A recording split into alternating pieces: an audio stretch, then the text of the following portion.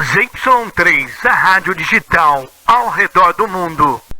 Olá, seja bem-vindo aqui a ZY3, a sua rádio digital ao redor do mundo. E hoje nós estamos aqui no programa falando sobre empreendedorismo, né? Nesse país aqui, empreendedor é lutador, né? É lutador.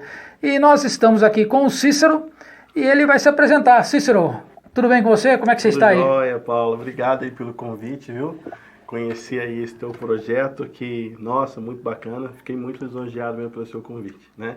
Você falou de lutador, de repente o pessoal acha que eu sou alguma coisa do Mike Tyson, alguma coisa assim, mas não tem nada a ver, não. Não tem nada a ver, não? Não. Pode ficar tranquilo? Não, nossa, você não vai arrancar a orelha de ninguém com a mordida? A luta é outra. A luta é outra. A luta é outra. Nós sabemos que aqui nesse país é muito difícil empreender, né? Sim. É uma luta muito grande, há uma burocracia, são leis e impostos e tudo contribui para ferrar a vida do empresário, né? Mas, como nós somos lutadores, nós somos brasileiros, a gente não desiste nunca, então a gente tem que partir para a cabeça. Mas, Cícero, conta um pouco da sua história aí, como é que você começou essa história de ser empreendedor na sua vida? Bacana, Paulo. Bom, eu sempre gosto muito de falar nos treinamentos, nas palestras que eu faço, né? Que o meu nome é Cícero Padilha Rosa, para quem me conhece, e para quem não me conhece, continua sendo Cícero Padilha Rosa, né? Rosa do meu pai, inclusive. Eu sou mineiro de Poços de Caldas. Eita, tá? coisa Cidade boa. Sensacional aquela lá. E eu acredito que eu fui concebido empreendedor, né? Você falou das dificuldades, e a minha família, né? Minha mãe, meu pai sempre foram muito trabalhadores. E meu pai, por exemplo, ele trabalhou praticamente 35 anos numa mesma empresa, né? A minha mãe, ela também não tinha muito estudo, nem nada, mas também sempre foi muito trabalhadora. Então, eu cresci vendo que para você ter alguma coisa na vida, você tinha que trabalhar, né? Então, graças a Deus, eu cresci com essa boa visão. E também, pela luta dos meus pais e tudo mais, uma das coisas que eles investiram bastante para mim e para minha irmã, é em estudo, conhecimento, tá? Então, não foi fácil, né? Eu trabalhei já, para quem não me conhece, não conhece um pouco da minha história, eu trabalhei em Lava Jato, já trabalhei de lavar carro. Um dos meus primeiros empregos, né? Quando eu era bem criança, eu vendia aquele docinho de canudo que vem com doce de leite dentro, saía pra rua para vender. A gente fazia de tudo um pouco. Pegava com os meus amigos, a gente pegava rolimã, pegava sucata para vender, essas coisas todas. E é legal porque isso indiretamente, né, ou até de uma forma não pensada, me criou empreendedor, né? Me fez despertar essa parte do empreendedorismo. Saber que você tem que correr atrás daquilo que você está buscando, correr atrás do dinheiro, porque o dinheiro é muito difícil de ser ganhado. Então as pessoas precisam valorizar cada R$1 que elas ganham. Isso é um... O pessoal acha que cai do céu, né? Não cai do céu. Né? Hoje em dia não tem nada caindo do céu. Não tem nada caindo do céu. É muito, muito fácil. E você tocou num assunto muito interessante, né? Que desde criança houve esse despertamento para poder fazer algumas coisas. Hoje em dia a gente sabe que a sociedade ela é muito complexa e não permite que as crianças ou os adolescentes, né, possam desenvolver alguma atividade. Você vê que até nisso, esse país aqui ele quer matar um empreendedor, já logo no ninho. Sim. Você começa a ver que é um programa aqui para falar de negócios, evidentemente, né, sobre empreendedorismo, mas a gente acaba também falando de política, né, porque se você tem desde criança aquele desejo, ou você vê a necessidade, ou você quer extrapolar aquela vontade de você poder trabalhar, de você fazer alguma coisa, não pode. Sim. Não pode. O tempo que a gente podia, né? Você falou também, eu também trabalhei em lavador de carro, também já fiz isso daí. Então, já trabalhei em lavar carro, um monte de coisa. Você falou uma coisa agora que eu me lembrei um pouco daquela piada lá do Metiolate que arde, né? Eu sou da época do Metiolate que arde. Né? Tem que voltar esse Metiolate, né? Esse Metiolate que arde. Mas por que eu citei isso? Porque, por exemplo, na cidade de Poços de Caldas onde eu cresci, né, tinha a questão lá do guarda-mirim, essas coisas, onde incentivava as crianças a realmente estar trabalhando dentro de empresas, né? E, nossa, era extremamente disputado isso. E, querendo ou não, hoje, com toda a facilidade que tem, as crianças hoje, eu tenho 3 meninas, então elas ficam muito conectadas na internet. Por um lado é bom, né? Digamos assim, que são tempos modernos, por outro lado é ruim, porque acaba um pouco com aquela visão daquela criança que, vou montar um carrinho de rolimã, que é o que a gente fazia na época, né? Vou montar um carrinho de rolimã, ou eu vou pegar, eu lembro perfeitamente como se fosse hoje, vou pegar ali o tampão de uma cadeira, né, que está estragada, virar ao contrário para descer deslizando a ladeira. Se alguns amigos meus de Poços de Caldas estiverem vendo esse vídeo, vão lembrar muito bem do que eu estou falando, tá? Então, de certa forma, tira um pouco da criatividade, né? Isso é verdade. Aquela questão toda do trabalho, da interatividade. E dessa interação do toque, né? Que acaba também chegando, logo a gente vai falar um pouco sobre essa questão da pandemia. Mas é um país abundante demais, porém a gente precisa pensar melhor, principalmente na educação das crianças, educação dos nossos filhos. Na forma como é passada a questão da educação. Eu acho que hoje uma das coisas principais que as escolas têm que pensar em algo voltado para relacionamento e empreendedorismo com as crianças. Você vê que isso é interessante. O meu filho, ele estudou, você falou disso aí, eu lembrei que ele estava fazendo algo normal, né? Ginásio normal lá, acho que nem era ginásio, quinta série, sexta série, alguma coisa. E ele teve uma matéria que foi muito interessante, que era de empreendedorismo, Sim. aqui em São José dos Campos. Bacana. Eu não sei se isso daí tem em outras cidades, né? Ou se isso aí continua dentro das escolas aqui em São José dos Campos. Nós estamos gravando aqui de São José, somos todos aqui de São José dos Campos. E eu lembro que ele teve um trabalho sobre empreendedorismo, que era, na época, ele montar uma fábrica de velas. Então ele tinha que ver toda a complexidade, você imagina com um adolescente, trabalhar e desenvolver uma fábrica de vela. E até fez uma fábrica de vela. Hoje está lá em casa, lá, aquela vela lá está servindo como calço lá para a parede, para a porta, né? Dá continuidade. Dá continuidade. Mas isso é muito importante, você despertar a criança, o jovem, as pessoas para o empreendedorismo, né? Porque quando a pessoa ela é empreendedora, ela acaba dependendo só dela mesma. Ela não fica presa à dependência de outras pessoas ou outras circunstâncias, né? Sim, claro. Se for uma coisa bacana, por exemplo, a minha filha hoje ela está com 17 anos, né? Reafirmando que eu tenho 3, uma já está com 17. Teve um ano na escola dela, escola particular na época, nas vacas melhores, que realmente uma das matérias, né, tiveram que fazer um trabalho desde como se abre uma empresa, negociação, essas coisas todas. Então algumas escolas realmente têm, não sei se todas ainda têm, né? Ela estava estudando num colégio muito bom. E a questão do empreendedorismo, como você falou aí agora, além de tudo, tá? Além da questão de ensinar a criança, a pessoa ganhar o seu próprio dinheiro, dar valor ao dinheiro, ensina também a questão das relações entre as pessoas.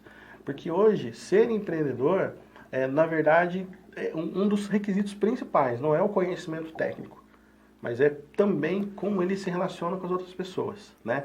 Para montar um negócio, fazer um negócio, porque, obviamente, se o cara vai empreender, seja no segmento que for, ele vai buscar clientes, né? E ele tem que saber se relacionar. Aí tem que saber falar com o cliente, né? Exatamente. Essa parte aí, inclusive, já botando um gancho aqui, como a gente está falando de empreendedorismo, né? Sim. Eu estava mostrando para o Cícero aqui nos nossos estúdios da ZY3, né? Nós estamos montando um curso exatamente sobre plano de negócios, né? Sim. Sobre a parte de negócio. Estava mostrando para ele um vídeo que nós acabamos de editar aqui, fazendo algumas correções, e o vídeo era exatamente sobre relacionamentos, né? E você tem que estabelecer um relacionamento com as pessoas e relacionamento com a cliente. E a pandemia veio exatamente para arrebentar com isso, né? Essa pandemia veio para arrebentar tudo isso daí. Essa pandemia, a gente estava até brincando um pouco, né? Tem aquela frase muito conhecida que muita gente fala: enquanto alguns choram, outros vêm de lenço. Na pandemia mudou a frase, né? Enquanto alguns choram, outros vêm de celular, vêm de webcam. Vem de máscara, né? Vem de máscara, né?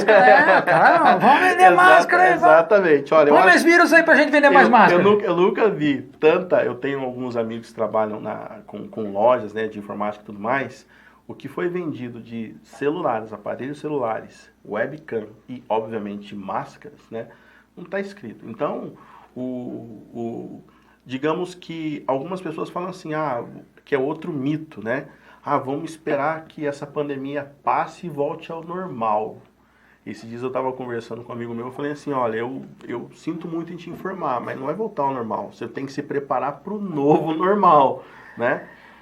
Imagina uma empresa que tem toda uma questão física e ela volta todo o seu formato de trabalho para delivery, para e-commerce. Exatamente. Né? Reduz custo, reduz gasto, reduz tempo de entrega, começa a descobrir novas formas de fazer. Aumenta o faturamento. Aumenta o faturamento. Aumenta a margem de lucro, porque diminui a despesa. Então, será que vai voltar? Não, o novo normal. Não, eu ainda tenho, eu já comentei alguns vídeos para trás aí, que a gente estava gravando sobre pandemia, você até pode entrar aí no canal aí das Y3, você vai ver alguns vídeos.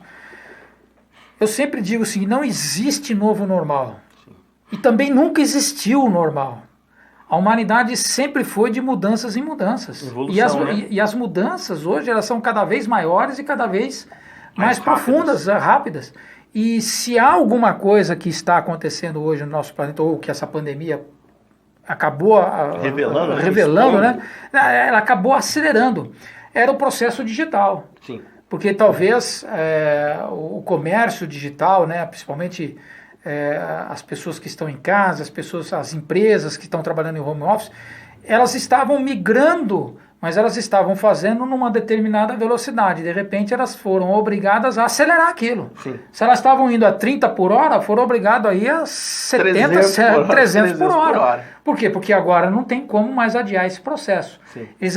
Foi antecipado fases, né? Na realidade foi antecipado coisas que iriam acontecer talvez lá para 2021, 22, 23, e o cara teve que ser obrigado a fazer isso, né? Sim. Mas você estava falando que você vendia docinho, vendia salgadinho, vendia isso... Animava a festa também de criança? Não. Eu nunca fiz a roupa do Bozo. Ajudava a chorar também em velório? Não. Certo. Mas aí depois como é que foi? Aí você deixou essa fase mais de criança? Como é que foi a fase, a entrada profissional realmente? A entrada profissional foi até engraçado, porque uma das coisas que eu não gostava na época era de tecnologia. Olha, quando eu olho a minha história, eu falo assim, cara, nem era pra eu estar aqui, pra você ter uma ideia. Mas eu não gostava de tecnologia.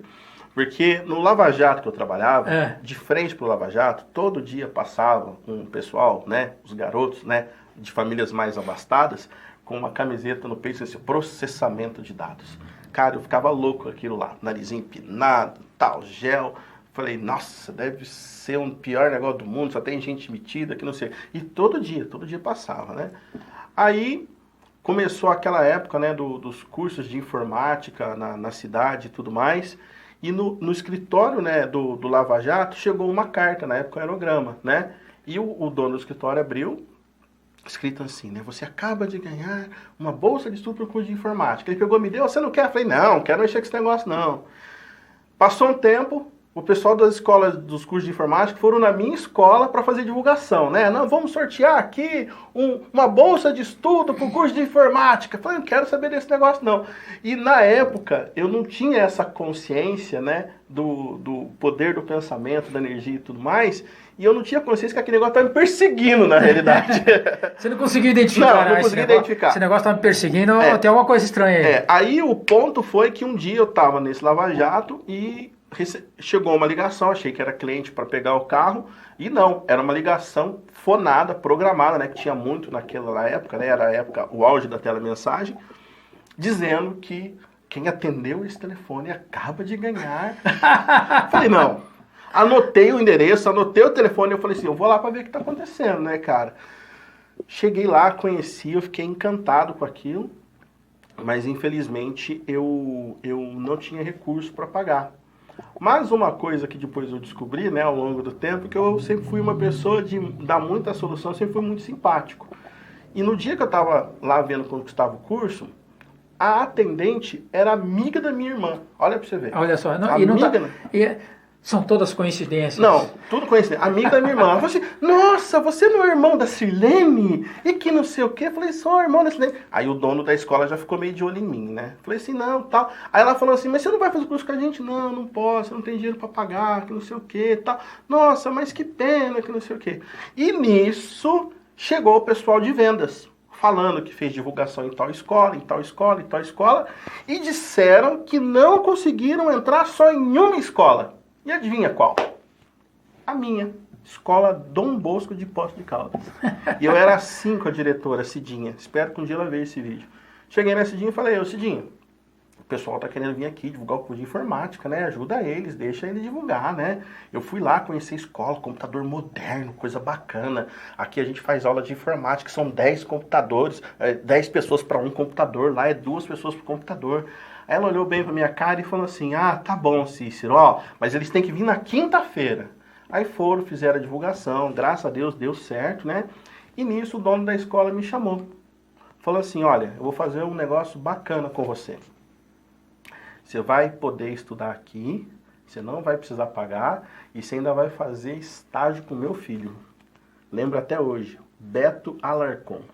Então, graças a isso, né, você perguntou como eu comecei, eu acho que uma das principais características do ser humano, e principalmente do empreendedor, é o relacionamento. Muitas vezes, aquilo que você vai fazer, você não pode ter só o interesse no dinheiro da pessoa. De repente, você tem que ter às vezes tem que fazer e se tornar uma pessoa interessante, ajudar ao próximo, mesmo que aquilo não esteja nenhum benefício. E eu fiz tudo aquilo sem interesse nenhum na época, né? Hoje, com mais conhecimento, a gente sabe que isso tem a lei da reciprocidade. Mas na época eu fiz sem interesse e acabei sendo agraciado e depois eu acabei fazendo aula, me tornei um instrutor da escola. Mais à frente, eu acabei abrindo as minhas escolas de informática, infelizmente. Aí começou. Você odiava tanto o computador que você abriu uma escola de informática. Não, aí virou a história do empreendedor de verdade, né? Aquela montanha russa, né? Vai pra cima, vai pra baixo.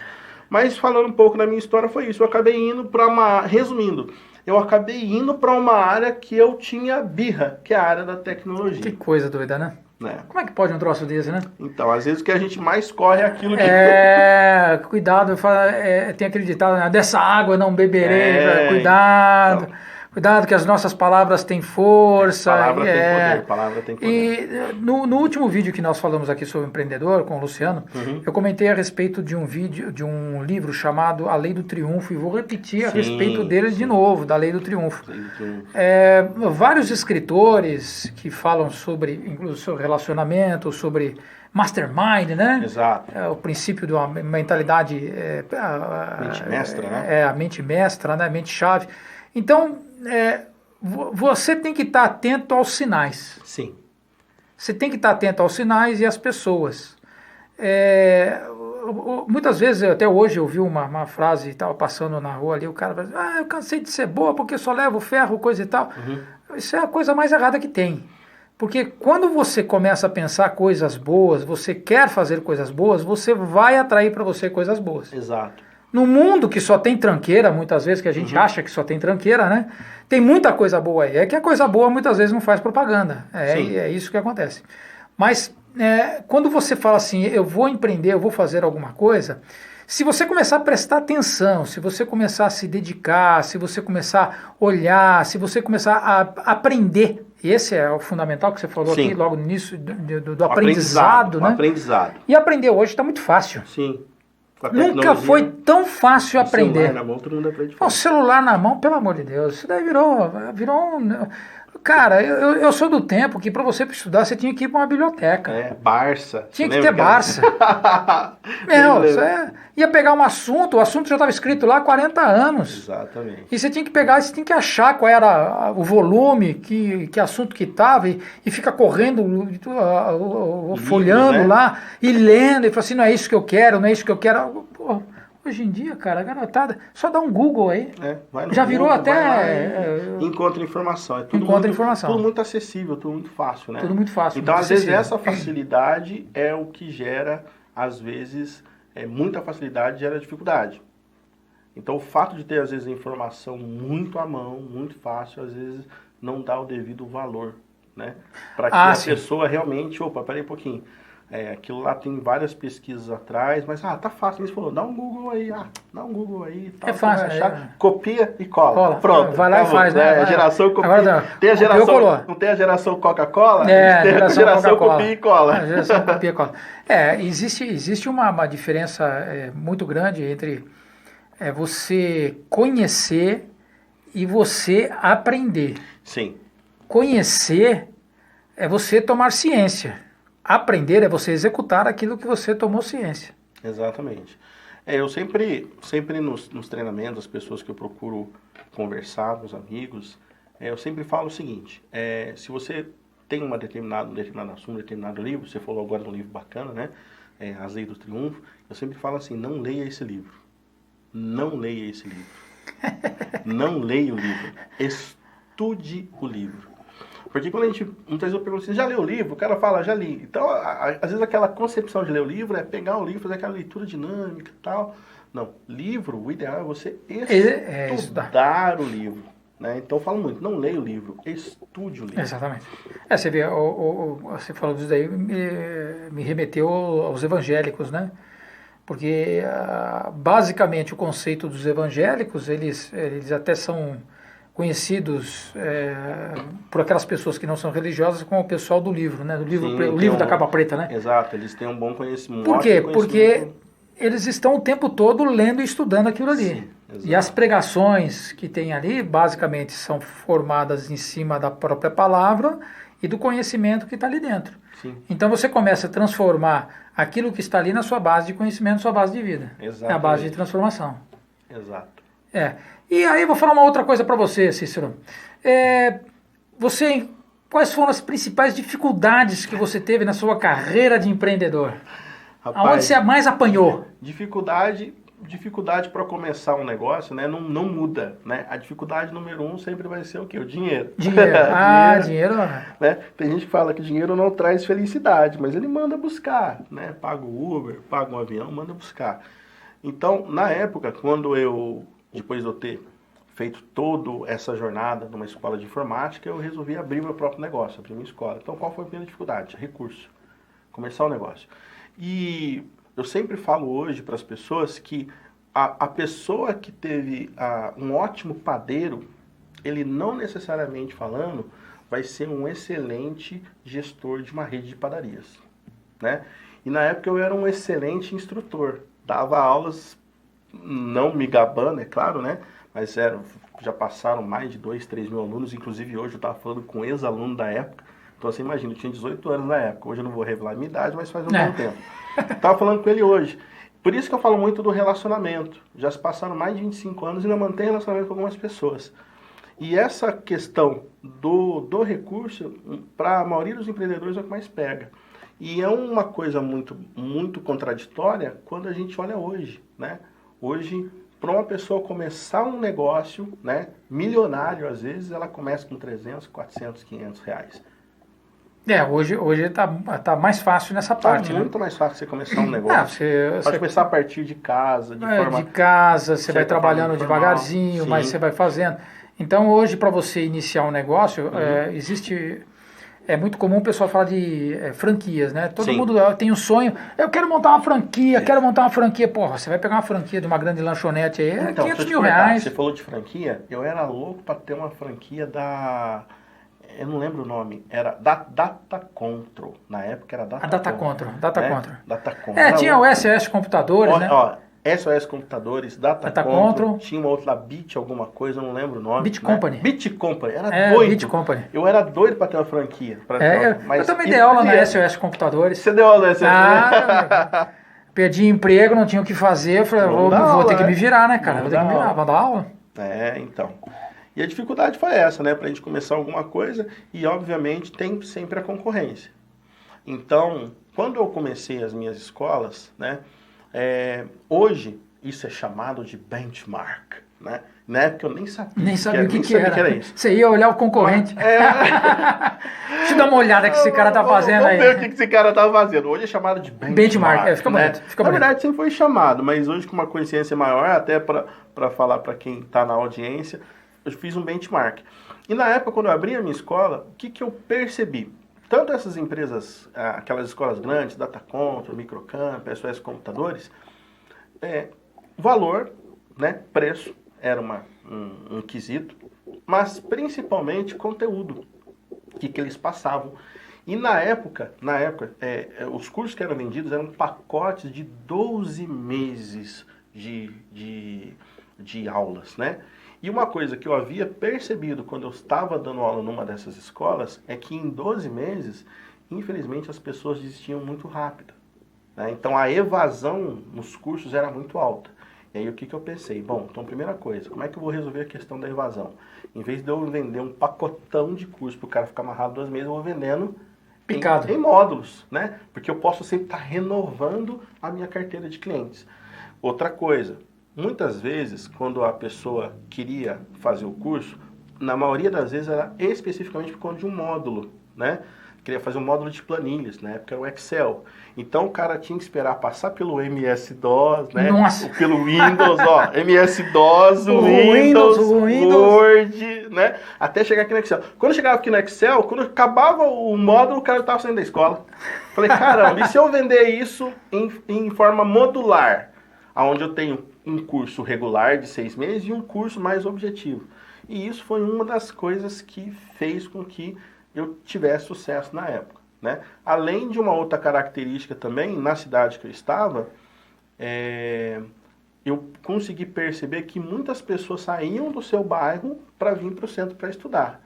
E eu fiz, através do relacionamento, parcerias com associações comerciais, com paróquias e montamos os cursos nos bairros.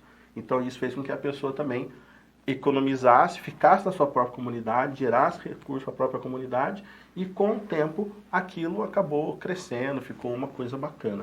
Ah, interessante, tá vendo? São coisas que você... Isso é o benchmark, né? O benchmark, você vai analisando, mas você vai olhando a estrutura do negócio, né? Sim, sim. Você fala assim, pô, uma escola, tal coisa, mas qualquer negócio, porque o que muda de um negócio para o outro, basicamente, são os seus processos, né? Então você pega uma empresa que fabrica avião, ela tem uns processos extremamente complexos e tudo mais. Você vai pegar o cara que vende coxinha ali na esquina, o processo dele é bem minimalista. Mas os princípios são os mesmos. Sim, exato. Princípio, o fabricante de avião tem que estar vendo o seu concorrente. Uhum. O cara que está vendendo coxinha ali na esquina também tem que estar vendo o seu concorrente. Tem Então, concorrente, o mercado, sempre. o princípio não muda. O que vai mudar é o tamanho do processo que você tem, o tamanho da encrenca que você tem. Exato. E isso é importante a gente observar nos negócios ou naquilo que você está fazendo. Às vezes a pessoa está olhando o vídeo aí, ele está falando assim, né? Ah, mas Paulo, eu não quero mexer com negócio, eu quero ser empregado, Sim, meu negócio sempre... sem problema nenhum, é uma escolha. Mas entenda uma coisa. Quando você é empregado, você também está sendo avaliado. E quando você está fazendo a sua avaliação de desempenho, alguém superior a você está fazendo um benchmark seu com relação ao seu par de trabalho que está ali. Exatamente. Por isso que muitas vezes você recebe 10% de aumento, o outro não recebe. Ou então, quando é pior, né? O outro recebe os 10% e você não recebe os 10%. Por quê? Porque o cara lá na tua empresa, o teu chefe fez o benchmark, comparou e falou assim, ó, o seu desempenho não está de acordo com aquilo que a empresa quer. Esse funcionário aqui vale mais a pena manter esse. Exatamente, exatamente. Então, mesmo que você não queira trabalhar, não queira ser empreendedor, alguns conceitos são fundamentais para a vida, para a sua vida, né? A sua vida profissional, independente do local onde você está trabalhando ou da forma com que você está trabalhando. E isso é muito importante, né? Isso é muito importante. Exato, né? Porque hoje a grande realidade é a seguinte. Eu gosto muito de falar para as pessoas que ou ela trabalha para conquistar o sonho dela, ou ela trabalha para alguém conquistar o sonho dela. Então alguém vai conquistar o sonho. Ou ela trabalha para ela, para conquistar os próprios sonhos, ou ela vai trabalhar para alguém, para essa pessoa conquistar os sonhos dela. Os sonhos dela, né? Então é tudo uma questão de escolha, né? A cada escolha existe uma renúncia. Não, eu prefiro trabalhar no CLT, ser empregado e tudo mais. A pandemia, falando um pouco da pandemia, ela colocou de uma forma muito exposta que não existe segurança, não existe garantia. Nossa, um exemplo, né? A gente está aqui em São José dos Campos, recentemente, acho que há 2 semanas atrás, quase 900 pessoas foram dispensadas da Embraer, né? E aí você olha grandes empresas como a GM e tudo mais, muitas empresas demitindo, empresas pequenas, lojas demitindo, lojas fechando. Então, assim, não existe uma segurança, tá? Então, quando a gente fala de empreendedorismo, muitas pessoas às vezes acham que empreender é você abrir um negócio. Não, empreender é você pensar um pouco fora da caixinha e entender que se você tem uma única fonte de renda, você acaba ficando também escravo. Fica Porque escravo. também não adianta nada aquele cara que é empreendedor e cria aquela única fonte de renda e também vive só dela. Né? Exatamente. Ele não está empreendendo, na verdade. Ele está deixando de ser um empregado para ser um autônomo. É ruim isso? Não, claro que não. Só que ele continua com uma única fonte de renda, dependendo 100% do esforço dele para gerar alguma coisa. Tem essas características de negócios, né? Sim. E eu sempre falo o seguinte, né? Você que trabalha numa empresa, você que trabalha para alguém, na verdade, você também é um empreendedor, só que Sim. você não sabe disso. Exato. Você é um empresário, só que você não sabe disso. É que você, na verdade, como empregado, você está vendendo a sua mão de obra para alguém. Ele é um empresário de renda fixa. É um empresário de renda fixa, né? Então, quando você está prestando esse serviço para uma empresa, você que trabalha no comércio, na indústria, né? Você está vendendo a sua mão de obra, o seu conhecimento, o seu trabalho para aquela unidade de negócio. Exato. E você fez um acordo com ele, você tem um acordo de trabalho, é isso que acontece, né? A única coisa que não acontece realmente é quando você é funcionário público, né? Porque aí é mel na chupeta, você não precisa trabalhar, você não precisa fazer nada, ninguém vai poder mandar você embora, né? Mas você vê que essa situação, até mesmo na nossa sociedade, está se tornando um problema tão grande, que na pandemia ficou claro, porque quem sustenta o Estado, quem sustenta os governos, é o povo que está trabalhando. Sou eu, você que está nos vendo aí, se você não é funcionário público, né? E muitas vezes o funcionário público ele não tem esse tipo de consciência, porque ele acha que o governo é obrigado a dar dinheiro, mas o governo pega dinheiro da onde? Do trabalhador. Alguém tem que gerar imposto. Alguém tem que gerar imposto. Alguém então tem que gerar naquela... movimentação mas eu não pago imposto, mas eu sou empregado, eu não pago imposto. Bom, 60% do seu salário numa microempresa vai para o governo. Sim. Né? Você comprou o pacote de arroz que está caro aí, eu não sei quanto que é a taxação do arroz, mas vamos supor que seja 20%. 20% foi para o governo, e desses 20% foi para pagar funcionário público. Sim, exatamente. Então, são essas situações que vão colocando o nosso país. Então, de certa forma, se você está vivendo nesse mundo, você está contribuindo para o sonho de alguém. Ou é para você mesmo, ou é para alguém. Ou é o seu ou de alguém, mas alguém vai estar... Mas o mais importante de tudo isso daí, Cícero, é quando a gente faz alguma coisa, a gente fala assim, tudo bem, eu vou contribuir para o sonho daquele cara, mas eu também quero sonhar junto. Sim. Ou então eu quero sonhar o meu sonho. Participação. Eu quero ter uma participação nisso. E uma das coisas que acontece hoje na nossa sociedade, que eu acho que é muito legal, e eu tenho conversado com algumas pessoas, inclusive tenho visto alguns negócios, tem algumas pessoas me chamado para fazer alguns negócios, e eu já falei assim, olha, vale a pena fazer micro franquia. Exato. Né? Tem uns negócios interessantes parecendo por aí, né? Eu nem posso falar aqui porque tudo tá em segredo ainda, né? Claro. Mas eu já cansei de falar pro cara, não, vamos fazer isso, que desse jeito. Eu falei assim, não, vamos colocar isso como micro franquias. Por quê? Porque às vezes o cara, ele tá recebendo lá o seguro-desespero dele. Né? Seguro-desespero. Tem lá, né? Tem o seguro-desespero, né? E tem a cesta trágica, né? Eu sempre brinco com esses caras. Seguro-desemprego e a cesta trágica, né? Por que cesta trágica? Porque você não escolhe o que você vai comprar. Uhum. É a empresa que está te dando. Mal chegou, já acabou. Não, já acabou, né? Então, acabou. Você não pode escolher o arroz, você não pode escolher o feijão, então é o que foi lá no pacotão. Então é a cesta trágica. Tudo bem, né? É melhor do que nada, né? É o que tem para hoje. Então, quando você faz uma micro franquia, te permite que você atinja uma grande quantidade de pessoas que possam exercer um determinado negócio. Exato. Então existem muitas opções hoje em dia, que a gente estava falando aqui de uma franquia de uma loja, que a gente estava falando aqui até mesmo da a Data Control, SOS Computadores, eu lembro que é algo absurdo, era 500 mil reais em dinheiro de hoje, talvez R$1 milhão. Pô, para você botar dinheiro num troço desse daí, você tem que ter muita segurança. Uma franquia tradicional, vamos pensar em McDonald's, Subway, né? Você vai envolver várias coisas. A primeira é que você vai envolver aspecto físico, né? Espaço físico, você vai envolver funcionário, né? Você vai envolver imposto, você vai ver imobiliário, você vai ver abertura de empresa, sem falar em toda a parafernália, toda a burocracia. E o modelo de micro franquias é um modelo onde a pessoa ela vai empreender no CNPJ do outro. Então, é uma parceria muito bacana, tá? A empresa que tem toda a expertise, ela fica com a responsabilidade de fazer o produto, de criar o produto, embalar o produto, se preocupar com as licenças devidas no produto, se preocupar com funcionários, se preocupar com infraestrutura, né? E o micro franqueado, ele faz aquilo que é o que é o mais importante num negócio, de certa forma, que é a venda. A distribuição disso. Ele pode fazer, olha que interessante, ele pode fazer isso a partir da internet, pode fazer isso a partir de casa, com um mínimo de recursos. Tem micro franquias aí que você pode começar elas com R$300, R$500, tá?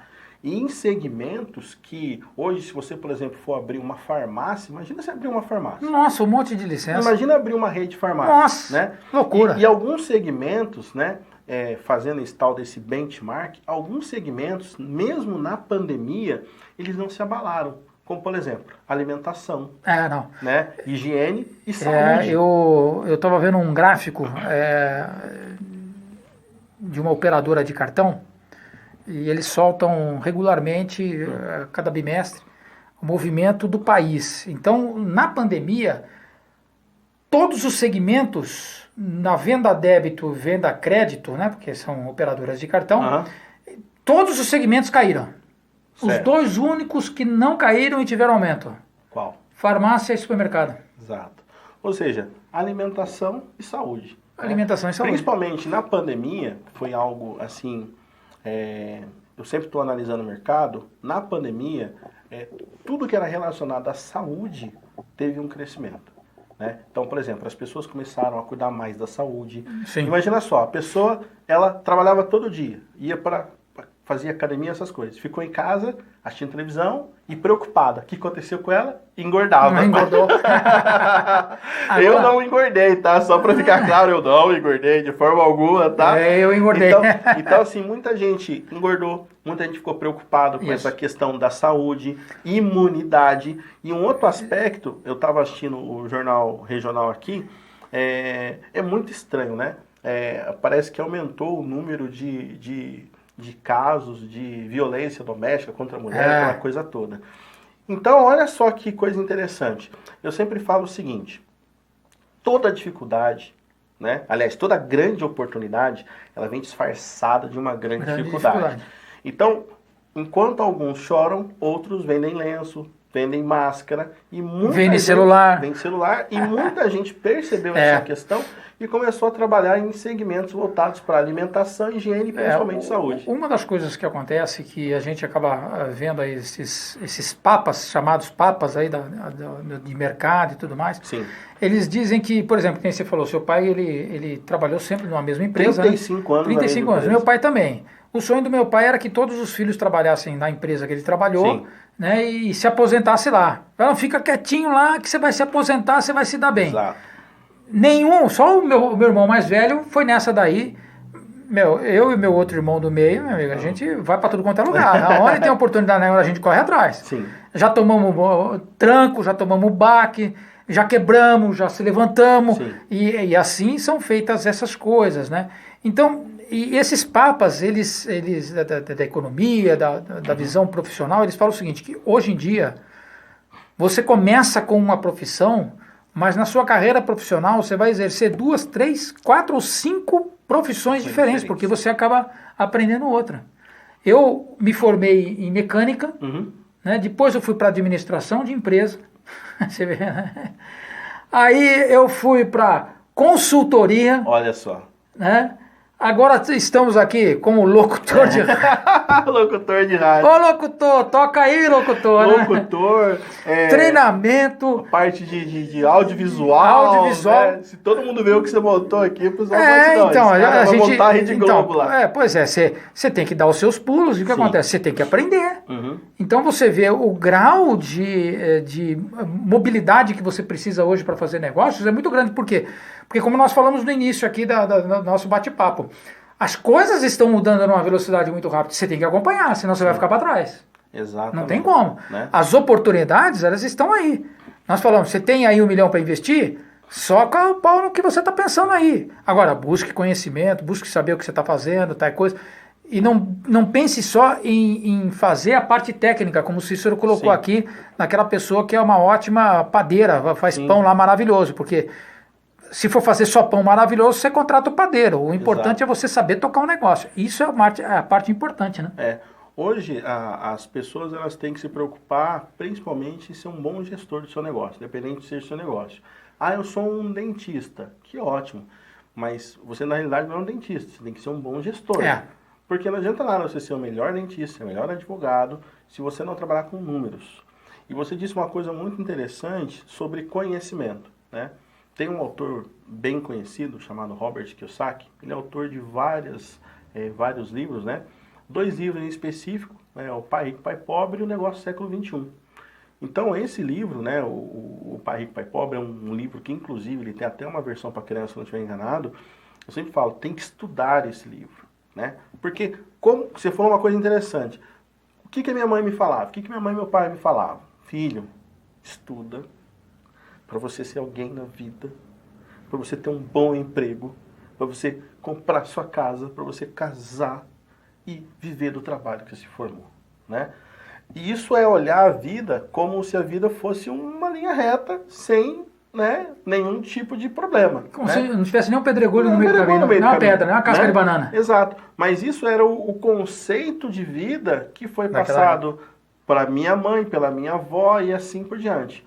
Hoje, eu falo muito para as minhas filhas o seguinte: filha, procure trabalhar o fator gente boa.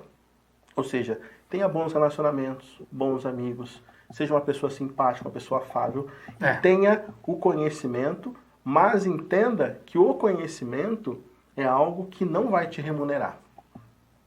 Porque não é o conhecimento que remunera, é o que você faz com o teu conhecimento. Exatamente. No curso que eu estou falando, que eu estava montando aqui, né? Sim. Eu já vou aproveitar e fazer propaganda do curso. Hora do intervalo comercial. Agora no intervalo, propaganda agora, né? Dando uma palhinha do curso aí que a gente vai falar, nosso patrocinador aí. A gente é remunerado pelo problema que a gente resolve. Nós somos remunerados pelo problema que a gente resolve. Se o problema que você está resolvendo para alguém é um problema simples, é um problema corriqueiro, a remuneração ela é pouca, ela é baixa. Sim. Se você está resolvendo um grande problema para a vida dele, você pode ter certeza que a remuneração é muito grande. Com certeza. Não é? E essa então é a mensagem final que você deixa, Cícero? Sim, exato. Fazer o conhecimento dar frutos. Exato.